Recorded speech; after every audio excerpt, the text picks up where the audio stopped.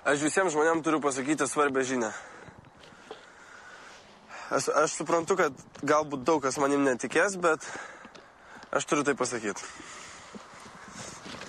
Čia, prie šitos sienos, 2008 metais, spalio 12 dieną, aš mačiau Jėzų Kristų.